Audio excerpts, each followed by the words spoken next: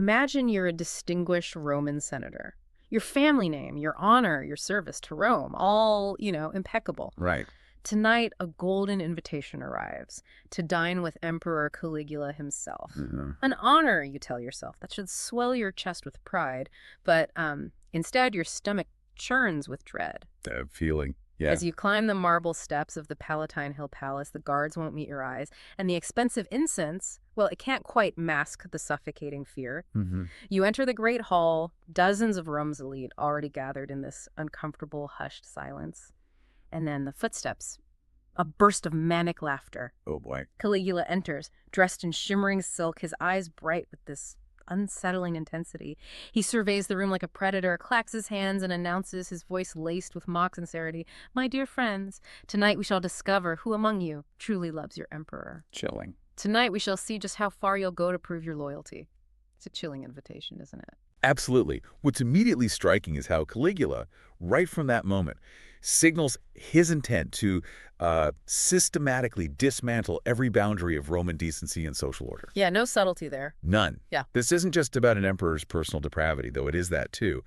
It's a window into how absolute power, completely unchecked, can become absolute corruption, Right. transforming the sacred halls of governance into a stage for the darkest and really the most calculated appetites. Tonight you're with us on a deep dive into the story of Emperor Caligula. And specifically how his madness didn't just corrupt him, but corrupted an entire empire. Exactly. Focusing specifically on the systematic sexual terrorism that shockingly defined his reign. It's hard to reconcile that image of a predator with the charming young boy he once was. How did Gaius Julius Caesar Augustus Germanicus, born in 12 CE, the son of the beloved Germanicus, become this figure of dread? Yeah, that's the question, isn't it? We know he earned his nickname Caligula, meaning little boots, because he accompanied his father on military campaigns, dressed in miniature soldier's gear that charmed the legions. He was adored, but his childhood was anything but innocent, was it? Far from it. That's a crucial starting point. His early life wasn't just not innocent. It was a masterclass in trauma and survival within the most lethal political environment imaginable. Lethal is the word. By age 7, he'd witnessed his father's mysterious death, widely believed to be poisoning ordered by Emperor Tiberius. His own great-uncle, essentially. Precisely. And it didn't stop there. He then watched, helplessly, as his mother, Agrippina the Elder, and his brothers were systematically targeted by imperial paranoia. Exiled, imprisoned, eventually killed. Imagine being a child just watching your family picked off one by one. It's almost unthinkable, knowing that at any moment the knock on your door might herald the end for you or someone else you loved. That's an unimaginable weight for a child. So how did these terrifying experiences, this constant proximity to death and betrayal, how did it shape him? They forced him to learn to survive in a world where weakness meant death and trust was, well, a luxury no one could afford. He became a master of deception, Had to be. presenting himself as harmless, even charming, while his family was systematically destroyed around him. This constant, pervasive early trauma, this vulnerability, it seems it would later manifest in a compulsive, often sadistic need to dominate and humiliate others. Like he was flipping the script. Exactly. It was as if he was replaying his own helplessness, but this time he was the one holding all the power, inflicting the very terror he had experienced. Yet when Tiberius died in 37 CE, Rome welcomed the 24-year-old Caligula with genuine joy. They saw the son of Germanicus, a promise of glory, a fresh start after Tiberius's often dark and reclusive rule. Yeah, there was real hope. For 7 months, he seemed to deliver, recalling political exiles, giving generous bonuses to the Praetorian Guard, holding spectacular public games. The people loved him. But then, as you alluded to, something dramatically shifted. What was the turning point that unleashed this darker side? It seems to have been a sudden, severe illness in late 37 CE. Ancient sources describe it as a brain fever. Right. He hovered between life and death for days, bringing the entire empire to a standstill. Rome was genuinely praying for his recovery. They still saw him as the hope. They did. Now, historians debate whether this illness caused, permanent brain damage or if it simply stripped away the thin, carefully constructed veneer of sanity, unleashing the darker impulses that had been simmering beneath. So we don't know for sure medically, but the effect was clear. The effect was profound. If we connect this to the bigger picture, it seems it was during this harrowing brush with death that Caligula had an intoxicating, almost divine realization. As emperor, he could do literally anything. Anything to anyone. Anything to anyone, and no one could stop him. He recovered a changed man, shedding all sense of boundaries between the sacred and profane, the acceptable and unthinkable. The brakes were off. Completely. His personal survival, once dependent on deception, was now absolute, and he intended to wield that power without restraint. So this illness acted as a catalyst, completely removing any internal breaks he might have had. And this transformation wasn't immediately apparent to the public, was it? It started subtle, or maybe not so subtle behind closed doors. Exactly. It began subtly in public, perhaps, but behind closed doors, the change was likely immediate and terrifying. The palace staff were the first to witness it. They always are. Bizarre whims, increasingly cruel demands, and most disturbingly, sexual demands. Young male slaves were particularly vulnerable, summoned to his private chambers, forced into acts that violated every concept of Roman dignity and human decency. It's just pure power plays. Utterly. Female servants weren't safe either, often prowled in the corridors at night, selected at random, subjected to acts of pure dominance designed to reinforce Caligula's newfound absolute power over life and body. But the depravity didn't stop with the servants. It escalated to the very core of Roman society, didn't it? Targeting the elite. It absolutely did. Caligula began inviting the wives of senators and high-ranking officials to private audiences. Ostensibly, these were to discuss their husbands' careers or family matters. A seemingly legitimate reason. On the surface. But these women, raised in the incredibly strict moral codes of Roman aristocracy, where a woman's virtue and honor were paramount, suddenly found themselves trapped. Trapped how? Refusal meant not just social disgrace, but death. Not just for them, but for their entire families, husbands, children, everyone. So it was coercion through terror. Precisely. This raises an important question about the psychological torture involved. We hear chilling accounts from sources like Suetonius and Cassius Dio of women forced to strip naked, perform various sexual acts, sometimes multiple women simultaneously competing for his attention. Competing? This wasn't about desire in any normal sense. It was about reducing proud Roman matrons, pillars of society, to mere sexual playthings, utterly stripping them of their agency in public face. The thought of that is truly horrifying. And these acts would often spill over into his infamous dinner parties. I can only imagine the tension. Oh, the dinner parties became notorious. You mentioned he would turn to a senator and casually remark on his wife. How did these forced displays of power and humiliation at dinner parties specifically break down Roman society? That's where the methodical nature of his cruelty truly stands out. It wasn't merely using sex as a weapon. It was a masterclass in psychological warfare, tailored precisely to Roman society's deepest values: honor, family, reputation. Hitting them where it hurt most. Exactly. Forcing the elite, whose entire social standing and familial honor were built on virtue, integrity, and public respect, to participate in or witness such degradation didn't just inflict physical or emotional pain. It destroyed their very identity. It systematically annihilated their very identity and social soul. Imagine the senator, forced to sit in silence, maybe even ordered to watch closely, knowing any protest sealed his family's fate, watching his wife comply with whatever sexual act the emperor demanded right there. The humiliation is almost unimaginable. The psychological damage to these families was often irreparable: marriages destroyed, children traumatized, proud Roman bloodlines reduced to instruments of the emperor's perverse pleasure. He understood that breaking their spirits, by turning their most sacred values against them, was more devastating than any physical torture. So it became a deliberate strategy to foster a pervasive, toxic shame that prevented any unified resistance.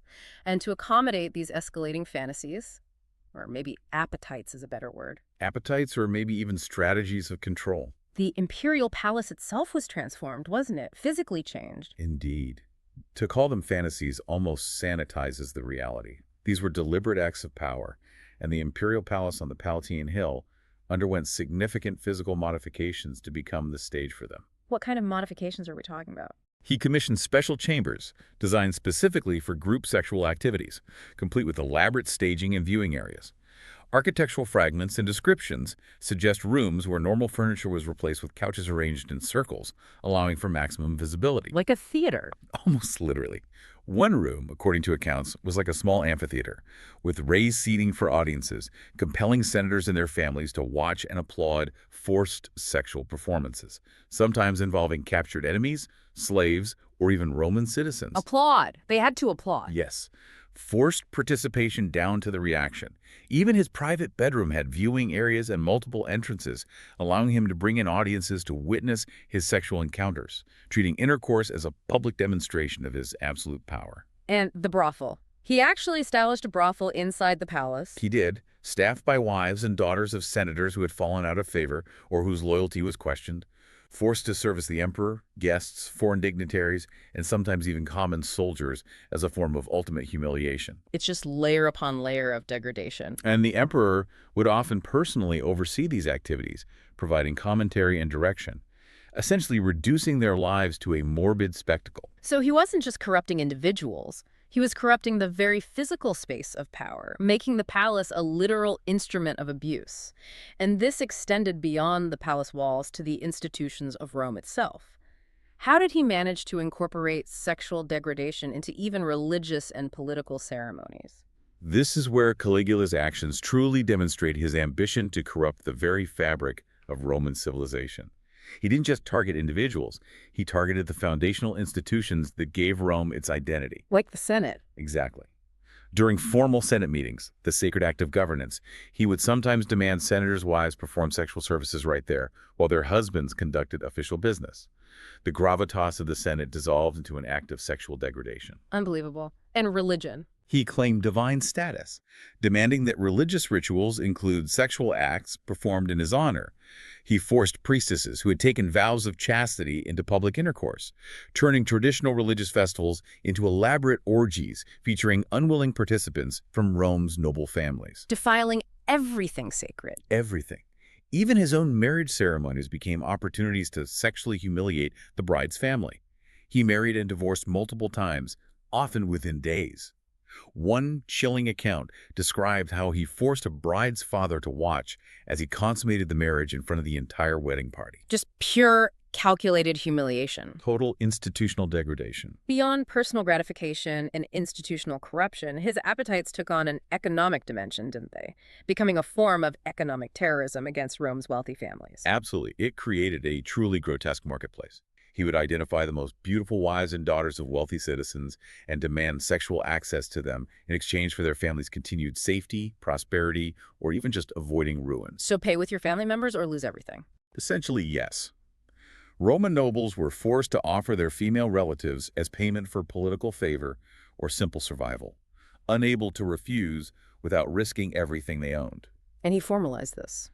To make matters worse, he even established a formal taxation system, according to some sources.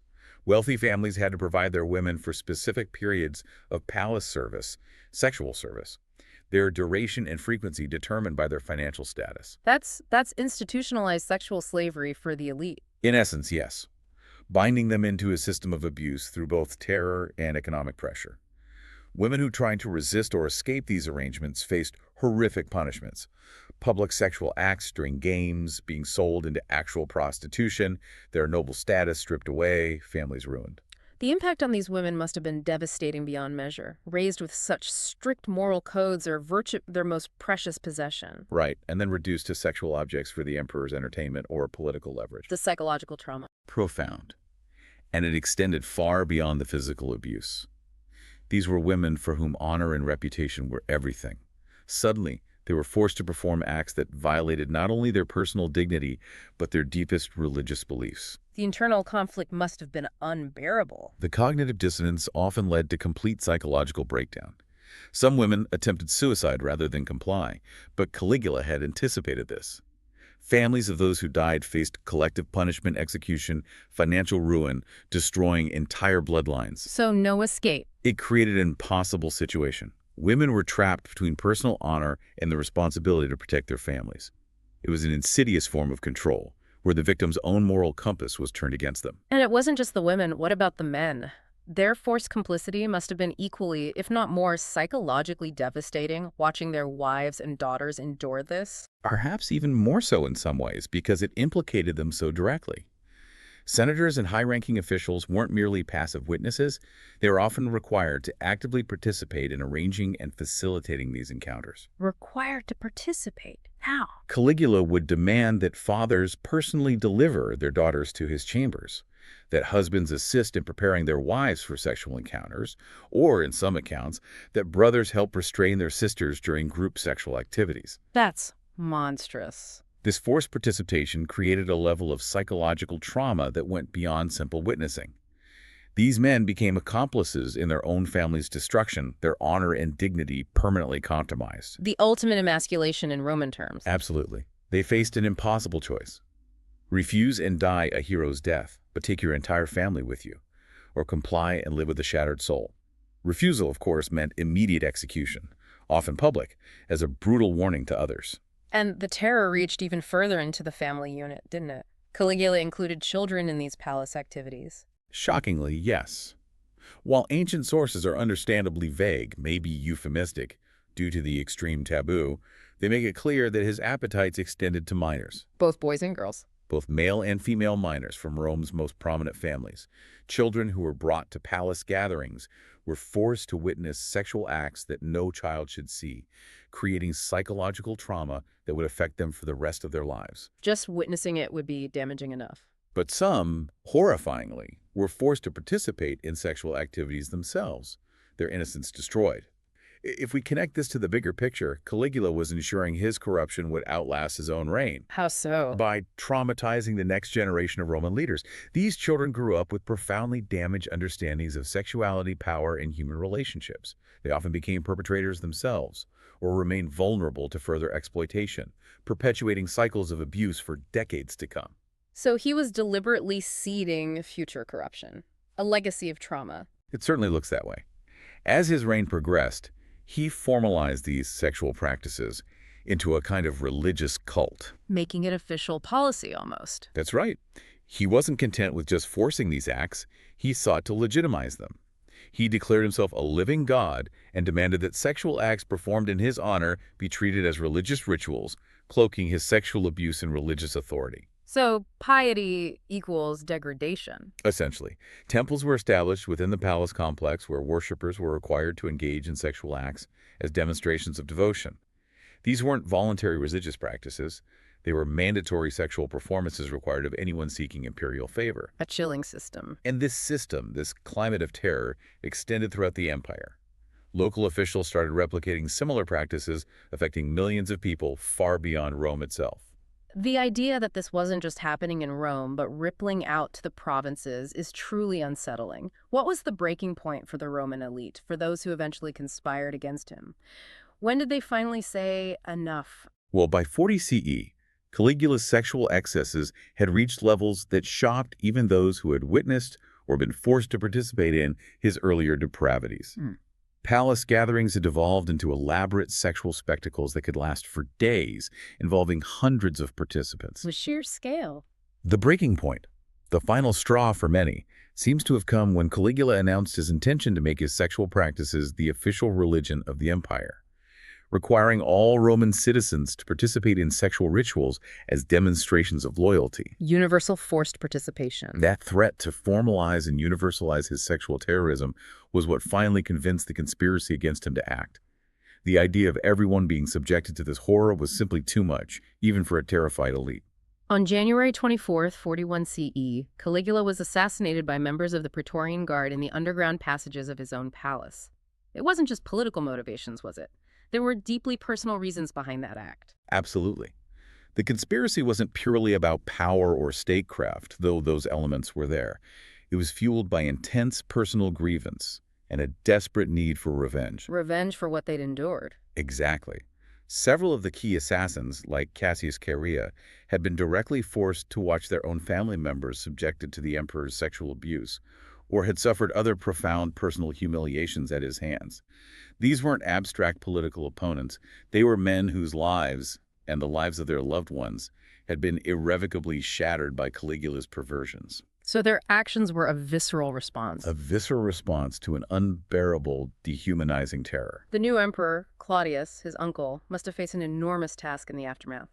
What happened to the evidence of Caligula's crimes? Was there any attempt to acknowledge or address the suffering of the victims? Claudius faced an immediate, profound challenge. Much of the physical evidence of Caligula's crimes, those special reams equipped for sexual torture, collections of pornographic art maybe depicting real palace victims, detailed records of sexual encounters that served as blackmail material, was quietly destroyed. Destroyed? Why? Well, this wasn't out of respect for Caligula, not at all.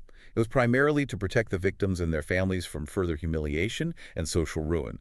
Rooms that had been sites of abuse were sealed or completely renovated. The historical record also often used coded language, euphemisms. To protect the victim's honor. Precisely. Many victims and their families preferred this discretion, understanding that detailed, explicit accounts would only perpetuate their humiliation within Roman society. So the full extent of the horror was deliberately obscured, not just by the perpetrators, but by the very system designed to protect honor. A conspiracy of silence, almost. Exactly. The most tragic aspect was this widespread silence of the victims. The Roman social system, with its intense emphasis on honor, family reputation, and public appearance, made it nearly impossible for survivors to speak openly without destroying what remained of their social standing. No way to speak out safely. Women were often blamed. Men couldn't admit their powerlessness and complicity without losing all masculine honor, and children carried their trauma in silence, with no language or mechanism for processing such profound abuse. So the full story might never be known.